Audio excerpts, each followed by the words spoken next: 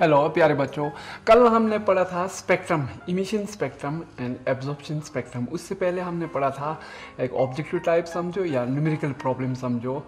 हमने energy, radius, velocity और total energy निकला था। आज मैं आप लोगों को थोड़ा ये जो हमने कुछ डेरिवेशन किया उसको याद कैसे करना थोड़ा मैं कुछ बताऊंगा। ये रेडियस है हमारा एन स्क्वायर, ये H square epsilon not divided by pi Z M E square है। ये है हमारा रेडियस, ये ऐसे लिखेंगे हम pi M Z E square. अब इसको हम थोड़ा कैसे समझेंगे, इसको मैं एक टेक्निक बता रहा हूँ आपको याद करने का। आगे चार बच्चे बैठा है बेंच पे, हम बोलेंगे कैप गिन के नीचे आ जाओ, बोलेंगे ये आ जाएगा नीचे 2NH एप्सिलॉन। नीचे के बेंच पे दो बच्चे हैं, इसलिए मैं इसको ऑर्डर में लिखा, आगे भेज देंगे हम इसको। ये हो गया हमारा याद करने का तरीका। वेलोसिटी कैसे याद करेंगे हम, Z E square 2NH epsilon, यही हो गया हमारा वेलोसिटी। एक्चुअली ये रेडियस कितना है 0.523 into N square upon Z, ये हमारा था एंगस्ट्रॉम। ये रेडियस था, radius N square upon Z. ये वेलोसिटी है हमारा 2.18 इंटू 10⁶, ये Z pi N metre per second. अब इसके बाद हमने एनर्जी निकालता, टोटल एनर्जी। अब टोटल एनर्जी को हमने क्या करना है, इसको एम से मल्टीप्लाई करना, स्क्वेयरिंग करना है, जेड स्क्वायर E4, इधर हम 8N square H square epsilon, ये हो गया टोटल एनर्जी, बट ये नेगेटिव होता है। पोटेंशियल एनर्जी क्या है, इसका 2 लगा दो, 2 इंटू माइनस 2 इंटू ई टोटल एनर्जी, ये हो गया हमारा पोटेंशियल एनर्जी। उसके बाद काइनेटिक एनर्जी क्या है, माइनस इंटू टोटल एनर्जी का माइनस, ये माइनस है, टोटल एनर्जी ऑलरेडी माइनस है, इधर पुट जाएंगे तो काइनेटिक एनर्जी आ जाएगा। पोटेंशियल एनर्जी हमारा 2 टाइम नेगेटिव पोटेंशियल है, कल हमने डिराइव किया था potential energy negative 2 time negative मैंने 2 टाइम टोटल एनर्जी। इससे हमने कल एक न्यूमेरिकल प्रॉब्लम सॉल्व किया था, वहाँ से हमें 5 ऑब्जेक्टिव टाइप क्वेश्चन आ गया। ऐसे आपने याद करना है, याद कैसे करना है, जब याद करने का ये हो गया हमारा एक तरीका, टेक्निक कैसे हम याद करेंगे। उसके बाद हमने उसका ड्रॉबैक एनालाइज किया था, जो बोर थ्योरी का एक ड्रॉबैक है, उसमें मैंने पहले भी कहा था। फर्स्ट ड्रॉबैक है he can explain the hydrogen like atom, इसलिए हमने helium positive, lithium 2 positive and beryllium 3 positive उसका निकला था और एनालाइज भी किया था। ये है हमारा उस drawback bore theory of hydrogen atom का फर्स्ट ड्रॉबैक। सेकेंड उसका ड्रॉबैक है मल्टी इलेक्ट्रॉन के लिए ये एप्लीकेबल नहीं है। थर्ड है उसका जो डी ब्रोगली कहा था, every matter and radiation haves the dual character. Electron का हमने बोर की थ्योरी से सिर्फ पार्टिकल कैरेक्टर लेके हमने एनालाइज किया था, बट एक्चुअली उसका 2 कैरेक्टर है, wave character as well as particle character. उसके बाद थर्ड हमारा Heisenberg uncertainty principle, it is impossible to determine the exact position as well as momentum of the particle simultaneously. एक ही time पे हमने दोनों का ये पोजीशन और momentum we can not calculate. ये हो गया हमारा हाइजेनबर्ग अनसर्टेनिटी प्रिंसिपल भी वायलेट करता था, क्योंकि हमने उसमें पोजीशन भी निकला था और वेलोसिटी मोमेंटम भी निकला था।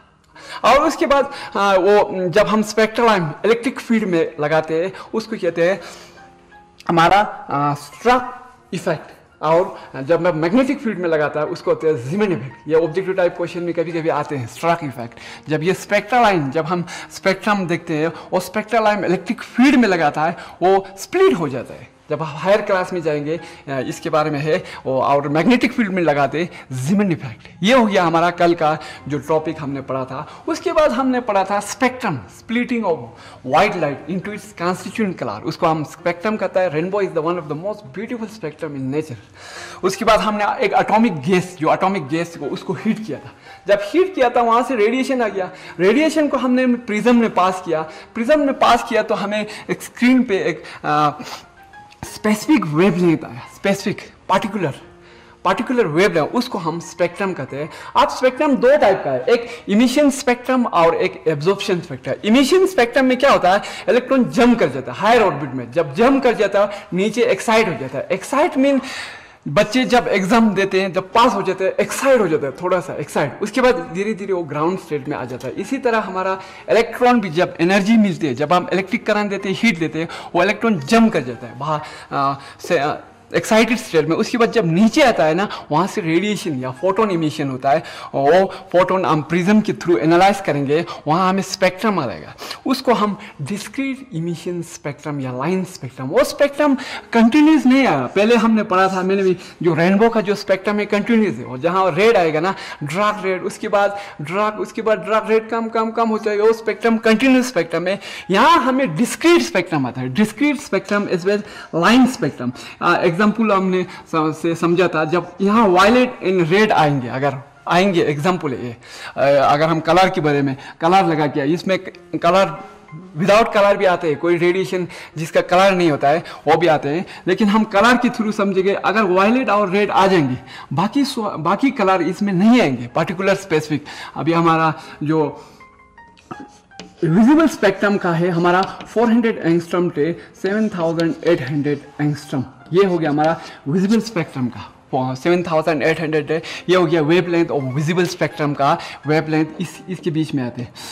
अब इसमें एग्जाम्पल के थ्रू समझिए, 4000 आ गया, उसके बाद 4500 आ जाता है, उसके बाद 5000, बाकी जो वेवलेंथ है वो गायब हो जाता है। उसको कहते हैं हम कहते हैं इमिशन स्पेक्ट्रम। अब एब्जॉर्प्शन स्पेक्ट्रम में क्या होता है, उल्टा हो जाता है। जो यहाँ दिखाई देता है वो एब्जॉर्ब करके नहीं देता। यहाँ वायलेट एंड रेड दिखेंगे, वहाँ हमारा वायलेट एंड रेड नहीं दिखेगा, वहाँ पे डार्क लाइन आएगा, पूरा डार्क। जहाँ वायलेट था वहाँ डार्क, जहाँ रेड था वहाँ पूरा डार्क आ जाएगा। इसको कहते हैं हम absorption spectrum. This is the spectrum. अब उसके बाद हमने इमिशन स्पेक्ट्रम को एनालाइज किया। उसको एनालाइज करने ये जो न्यूक्लियस है, यहाँ पे हमने ऑर्बिट ड्रा किया था। जब ऑर्बिट ड्रा किया था, उसका एनर्जी है -13.6 इलेक्ट्रॉन वाट। ये है -3.4 इलेक्ट्रॉन वाट, -1.51 इलेक्ट्रॉन वाट। यहाँ से आपको बोर का फर्स्ट पोस्टुलेट भी याद हो जाता है आराम से। जो बोर का फर्स्ट पोस्टुलेट कहता है, जो electron revolve in a certain specific fix orbit में इलेक्ट्रॉन घूम रहा है, ये हो गया। जब ये इलेक्ट्रॉन यहाँ से यहाँ जंप कर रहा है, उसके बाद ये अनस्टेबल हो जाता है। इसको फर्स्ट एक्साइटेड स्टेट भी कहते हैं, इसको सेकंड एक्साइटेड स्टेट, इसको ग्राउंड। कभी कभी क्वेश्चन ऐसे भी आता है, first excited state, second excited state, और इसका n का वैल्यू 1, इसका n का वैल्यू 3, इसका n का वैल्यू 3।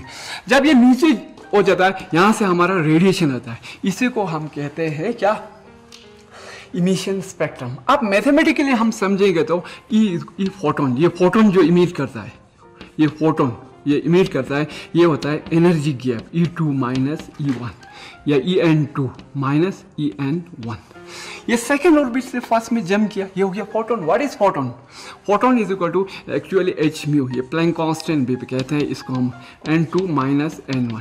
ये म्यू क्या होता है, mu is equal to c by lambda, h is equal to c by lambda. अब यहाँ से हमारा डिस्क्रीट स्पेक्ट्रम का एक्सप्लेनेशन आता है। इससे जो हमारा रदरफोर्ड का ड्रॉबैक था, लास्ट ड्रॉबैक, उसमें ये कहता है the spectrum should be continuous, but actually spectrum is discrete आता है। यहाँ से हम बोर का जो लिमिटेशंस है, ड्रॉबैक्स है, सेकंड ड्रॉबैक भी एनालाइज कर सकते हैं।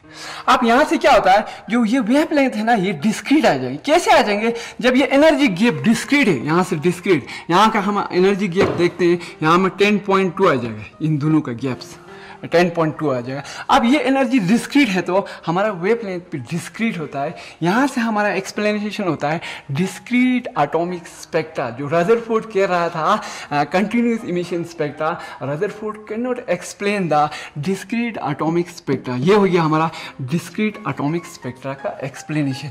अब उसके बाद इसमें हम थर्ड ऑर्बिट डाल देते हैं, ये हो गया हमारा थर्ड ऑर्बिट 1.5। उसके बाद हमारा होगा -0.85 इलेक्ट्रॉन वोल्ट। अब इसमें हमने एक ऑब्जेक्टिव टाइप क्वेश्चन करेंगे या न्यूमेरिकल प्रॉब्लम पे सोचो। अब इलेक्ट्रॉन यहाँ से जंप करेंगे, यहाँ से नीचे, कौन से, फर्स्ट ऑर्बिट में, फर्स्ट ऑर्बिट में जंप करेंगे। यहाँ का एनर्जी गैप आ जाएगा हमारा 12.09। ये आप कैलकुलेट करो, ये इतना आ जाएगा, वो 13.6 इलेक्ट्रॉन वोल्ट जैसे -1.5 इलेक्ट्रॉन ये निकल देगा, तो ये 12.09 इलेक्ट्रॉन वोल्ट। अब इसका बोलता है, कभी कभी क्वेश्चन में आता है, ये वेवलेंथ निकालो, What is the wavelength of electron? Wavelength of this wavelength when electron jump from second to fast या third to fast, ये हम third to fast कैलकुलेट कर देंगे। यहाँ से हम लैम्बडा निकलेंगे। कैसे निकलेंगे लैम्बडा? हमारा लैम्बडा हो गया, हमारा क्या हो गया? लैम्बडा हो गया हमारा hc upon E2 minus E1। This is difference is this two energy, discrete energy, discrete energy. आप वेवलेंथ कैसे निकालेंगे? वेवलेंथ प्लैंक कांस्टेंट का वैल्यू पता है हमारे पास 6.6 into 10⁻⁻34 joules per second. C is the what is velocity of light 3 into 10⁸ metre per second. अब इसका वैल्यू पुट करेंगे, हमें इसका आ जाएंगे। अब मैं आपको एक शॉर्टकट बता रहा हूँ, कल भी बताया था 1 2 3 7 5। इस ये इलेक्ट्रॉन, ये एनर्जी है ना, इलेक्ट्रॉन वोल्ट में आ जाएगा। ये हमारा अप्रॉक्स वैल्यू आ जाएंगे, अप्रॉक्सीमेट वैल्यू। अब इसका वैल्यू हम 12.09 पुट कर देंगे यहाँ पे। हमें अगर इसका वैल्यू यहाँ पुट जाएगा 1.375 का अप्रॉक्स वैल्यू, ये 12.09 है, 12. ये लैम्बडा आएगा हमारा 10.024 अप्रॉक्स वैल्यू। ये करेक्ट नहीं, this is the approx value of this wavelength. Lambda is equal to 1024 angstrom में आएगा ये। This is the approximate value of this wavelength when electron jumps from for third orbit to first orbit। ये हो गया हमारा। अब इसके बाद हम पढ़ेंगे नेक्स्ट, हम जो एक जनरल फार्मूला ड्राइव करेंगे। हम जो एनर्जी ऑफ फोटोन, जो एनर्जी ऑफ फोटोन हो जाएगा हमारा En2 माइनस En1 है हमारा, En2 माइनस E1। अब ये फोटोन है, ये हमारा फोटोन है, ये photon energy of photon hc upon lambda. ये एनर्जी कैसा आता है according to Planck quantum theory is equal to h mu. Light is in the form of bundles. जो हमारा जो लाइट हम कंटिन्यूस देख रहे हैं ना, ये भी डिस्क्रीट है, ये इन the form of bundle, packets of energy. Light energy continuous नहीं, ये packets of bundles of energy. ये प्लैंक ने कहा था, प्लैंक क्वांटम थ्योरी बोलते हैं। अब उसके बाद यहाँ हमारा आ जाएगा En2 क्या है एनर्जी के वैल्यू में -13.6। ये N2 एनर्जी का हमारा वैल्यू है। एनर्जी का हमने निकाला था Z² अपॉन N2² माइनस इधर आ जाएगा हमारा 13.6। ये माइनस आएगा हमारा 13.6 इंटू Z² बाय N1²। अब ये हो गया हमारा hc, ये hc अपॉन लैम्बडा। ये हम 13.6 कॉमन निकालेंगे, ये Z² भी कॉमन आ जाएगा। यहाँ हमारा आ जाएगा 1/N1² माइनस 1/N2²। अब बच्चे बोलेंगे ये माइनस N2 कहाँ से आया? ये N1, ये माइनस ऑलरेडी एनर्जी का माइनस है, यहाँ से माइनस प्लस आ गया, ये N1² यहाँ से आ गया, ये N2²। अब यहाँ से हमने लैम्बडा निकालना है। लैम्बडा इज इक्वल टू हमारा हो गया 13.6, ये 13.6 है Z² अपॉन हमारा आ जाएगा इधर hc, ये नीचे आ जाएगा, ये नीचे आ जाएगा 1/N1² माइनस 1/N2²। ये हो गया। अब इसका वैल्यू हम पुट कर दे, ये का सारा कांस्टेंट है, एच बी प्लैंक कांस्टेंट ने कहा था 6.6 इंटू 10⁻⁻34 जूल्स पर सेकेंड। ये C is the velocity of light 3 into 10⁸ metre per second. इसके बाद इसके बदले में एक हम कांस्टेंट लगाते हैं आर, रेडबर्ग कांस्टेंट कहते हैं इसको, Rydberg constant 1/N1² minus 1/N2²। This is Rydberg constant. The value of this constant is R equal to, यहाँ लिखते हैं हम, दिस कांस्टेंट का वैल्यू है 1.09 इंटू 10⁻⁷ पर मीटर। ये है this value of this constant, this is Rydberg constant. ये हो गया हमारा, we can calculate the wavelength. ये वेवलेंथ, ये जब हम इसका वैल्यू पुट कर देंगे, इसका N1 का, N2 का, N3 का, यहाँ से हम आ जाएगा ये wavelength. We can easily calculate the wavelength of this particular electron when it jump from first to ground, या first excited state to ground, या second excited state to ground, या third excited state to ground. तो ये हमारा wavelength निकालने का RZ² 1/N1² minus. अब इस पे हम एक क्वेश्चन निकाल देंगे। ये सीरीज का Lyman series, Balmer series, Paschen series, infra series, Brackett series, Pfund series. ये सीरीज कहाँ से, जब इलेक्ट्रॉन जंप कर देता है सेकंड से फास्ट में, या सेकंड से थर्ड से फास्ट में, फोर्थ से फास्ट, फिफ्थ से फास्ट, सिक्स से फास्ट, इसको हम कहते हैं लाइमन सीरीज, इसका नाम दिया हुआ है। जब इलेक्ट्रॉन बाकी ऑर्बिट से सेकंड में जंप करेंगे, इसका नाम दिया हमने बल्मर सीरीज। अब यहाँ से जंप करेंगे पाश्चियन सीरीज, ये ब्रैकेट सीरीज, ये फंड सीरीज। अब इसका ये हो गया हमारा, इधर इसका वैल्यू 1 आएंगे, 1, इसका वैल्यू 1 आएंगे, इसका ऑटोमेटिकली 2 आ जाएंगे। इसको हम लाइमन सीरीज करेंगे, क्योंकि आपको ऑब्जेक्टिव टाइप क्वेश्चन में आते हैं एग्जाम में, यही दिया हुआ था। लाइमन सीरीज कौन सा है, ये दिया होता है। बल्मर सीरीज कौन सा है, बल्मर सीरीज मीन जो इलेक्ट्रॉन जंप करता है हायर ऑर्बिट से सेकंड ऑर्बिट में, जब सेकंड ऑर्बिट में जंप करेंगे उसको कहते हैं हम बल्मर सीरीज। जब हायर ऑर्बिट से फर्स्ट ऑर्बिट में जंप करें तो इसको कहते हैं हम लाइमन सीरीज। और थर्ड ऑर्बिट में जंप करें उसको हम कहते हैं पाश्चियन सीरीज, फिर ब्रैकेट सीरीज, फिर फंड सीरीज। ये हो गया सीरीज जो हमने इलेक्ट्रॉन जब जंप कर रहा होता है, हमने जंप कर दिया होता है, हमारा इमिशन होता है, उसका हम वेवलेंथ कैलकुलेट करेंगे। अब हम यहाँ पे एक कैलकुलेट करेंगे, ज़्यादा हम नहीं करेंगे। आप कैलकुलेट कर सकते हैं यहाँ जितना भी हो ट्राई। अब यहाँ पे हम वेवलेंथ कैलकुलेट करेंगे 1/1 लैम्डा। अब आर हो गया हमारा, जेड का वैल्यू क्या है, हाइड्रोजन का ले रहा है 1। अब हम क्या फर्स्ट से सेकेंड से फर्स्ट में जम रहा है, सेकेंड से फर्स्ट में, फर्स्ट मीन इनका वैल्यू 1 है, सेकेंड मीन 1/2 का स्क्वायर हो गया 4। ये हो गया हमारा 1 - 1/4। इसी तरह आप सबका निकल सकते हैं आसानी से। वो जब आप सारा एनालाइज करेंगे तब आपको पूरा पता चलेंगे कि ये वेवलेंथ यहाँ कितना है, यहाँ कितना है, यहाँ कितना है। एग्जाम में ऐसे ही होता है, सेकेंड की थर्ड में जब कम जंप कर रहा है ये वेवलेंथ कितना होता है, इसका वेवलेंथ कम होता है या इसका ज़्यादा होता है। ऐसे क्वेश्चन आपको बहुत से क्वेश्चन निकल सकते हैं। आप घर में जाके आप निकलो। ये हो गया आर, ये हो गया 1 ये हो गया हमारा इधर 4, इधर 4 - 1 हो गया। अब यहाँ हमारा 1/λ इक्वल टू आर इंटू हमारा हो गया ये 3/4। अब ये 3/4 हो गया हमारा। अब हम लैम्डा निकलेंगे, लैम्डा इक्वल टू हमारा आ जाएगा, अगर हम क्रॉस मल्टीप्लाई करेंगे यहाँ से 1 इक्वल टू हमारा आएगा λr3 अपॉन ये 4 इधर आ जाएगा, 4 इधर आ जाएगा। ये लैम्डा इक्वल टू हमारा आ जाएगा 4/3 इंटू 1/r। अब मैं इधर आपको एक वो याद करने के लिए कुछ देंगे। 1/r होता है 912 एंगस्ट्रॉम। अप्रॉक्स वैल्यू ये अप्रॉक्स वैल्यू है 912। अब इसका वैल्यू हम पुट कर दें, जब पुट करेंगे हमारा आ जाएंगे ये 4/3 इंटू 912 हमारा आ गया 3 3 9 3 4 12। अब लैम्डा हो गया 16, ये हो गया 12 16, ये हो गया। फर्स्ट का ये हो गया 1216 ये वेवलेंथ है फर्स्ट का, जो इलेक्ट्रॉन जंप कर रहा है कहाँ से, सेकेंड ऑर्बिट से फर्स्ट ऑर्बिट में, लाइमन सीरीज का है।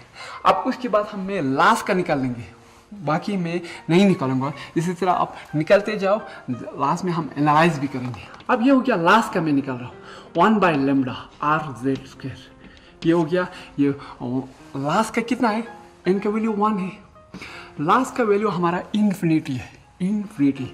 एनीथिंग डिवाइडेड बाय इन्फिनिटी हमारा क्या हो गया, एनीथिंग डिवाइडेड बाय इन्फिनिटी या जीरो। लास्ट का हमारा जो एनर्जी लेवल होता है, जो जीरो भी जीरो, ये इन्फिनिटी या 1/λ हमारा हो गया यहाँ r हो गया 1/λ r। अब लैम्डा हो गया हमारा 1/r, जब लैम्डा हो गया हमारा 912 या 911। मैंने इसको कभी कभी आप 911 भी लिख सकते हैं, 910 जो अच्छी तरह कट हो सके। ये हो गया हमारा last spectrum, lambda is equal to 911। ये लास्ट जो लास्ट से यहाँ फर्स्ट ऑर्बिट में, ये फर्स्ट ये लास्ट, ये हो गया हमारा इस स्पेक्ट्रम का वेवलेंथ में हमने कैलकुलेट किया। आप एग्जाम में ऐसे क्वेश्चन भी आते हैं जो जब यहाँ से यहाँ जंप किया वेवलेंथ सबसे ज़्यादा है, जब यहाँ से जंप किया तो वेवलेंथ सबसे हमारा कम है, कम सबसे कम हमारा यहाँ, सबसे ज़्यादा हमारा यहाँ है, सबसे ज़्यादा वेवलेंथ यहाँ, सबसे कम वेवलेंथ।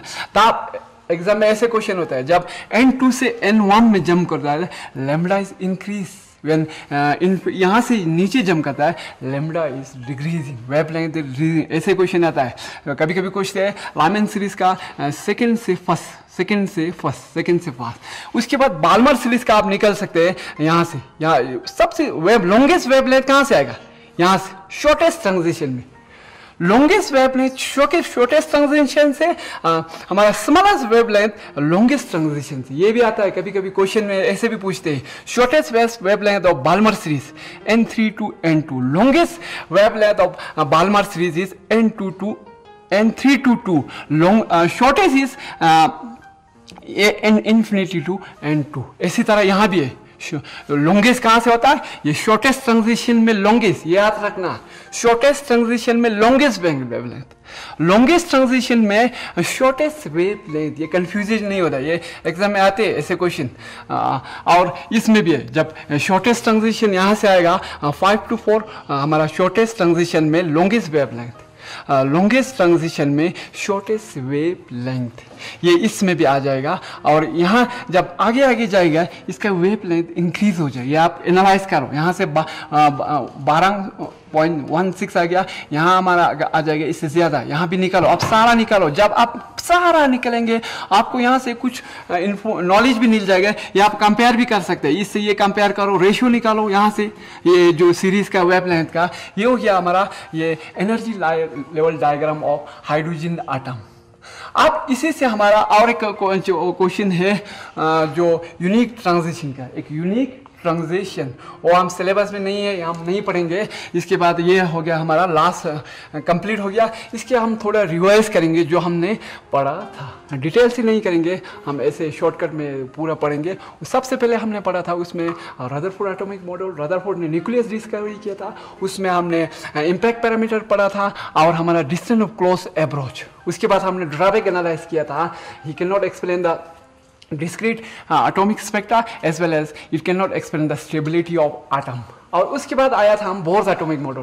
बोर्स का फर्स्ट पास्टुलेट तो आपको याद करने की जरूरत नहीं है, पूरा आपको समझ में आ गया होगा। उसमें electron revolve in a certain fix orbit, second है एंगुलर मोमेंटम, थर्ड हो गया हमारा जो इलेक्ट्रॉन ट्रांजिशन कर रहा है फर्स्ट से सेकंड से थर्ड। और उसके बाद हमने उसका ड्रॉबैक एनालाइज किया, हाइड्रोजन लाइक एटम के लिए एक्सप्लेन कर सकते हैं, और स्टार्क इफेक्ट इलेक्ट्रिक फील्ड के लिए, और जीमन इफेक्ट मैग्नेटिक फील्ड के लिए, और डी ब्रोगली एक्सप्लेन नहीं कर रहे, हेजनबर्ग अनसर्टेनिटी प्रिंसिपल एक्सप्लेनेशन नहीं कर पाया। उसके बाद हमने पढ़ा था एब्जॉर्प्शन और इमिशन स्पेक्ट्रम। जब स्पेक्ट्रम में हमने जो डिस्क्रीट स्पेक्ट्रम कैसा आता है उसको हमने एनालाइज किया था, और इमिशन स्पेक्ट्रम कैसे आता है उसको हमने एनालाइज किया। अब हमने पूरा, मैंने आपको इंफॉर्मेशन दे दिया, this are information, this are not a knowledge. अब इस इंफॉर्मेशन को आप एनालाइज करेंगे, you will get certain knowledge भी कह सकते हैं, आप इंफॉर्मेशन भी कह सकते हैं। रदरफोर्ड के लिए हमारा जो थॉमसन का जो एक्सपेरिमेंट है वो उसके लिए इंफॉर्मेशन है, और थॉमसन का जो एनालाइज करके उसमें नॉलेज निकला था, ये हो गया हमारा चैप्टर। अब मैं बच्चों ये कह रहा हूँ, we are the one of the most beautiful creator in the world या इन द यूनिवर्स। हमारे पास एक ब्यूटीफुल माइंड है, उसको यूटिलाइज करो और try to gain a knowledge. ये जो नॉलेज का बाय प्रोडक्ट है, money and status is the by product, ultimate reality is the knowledge. This two are the by product, status and money. एक apple का tree ले लो, जो apple से वो है by products of that apple tree, as well as oxygen से उसका, this are by product. Ultimately the thing is knowledge, this is the absolute reality. बच्चों ट्राई करो, एनालाइज करो, try to gain a knowledge. Thank you, bye.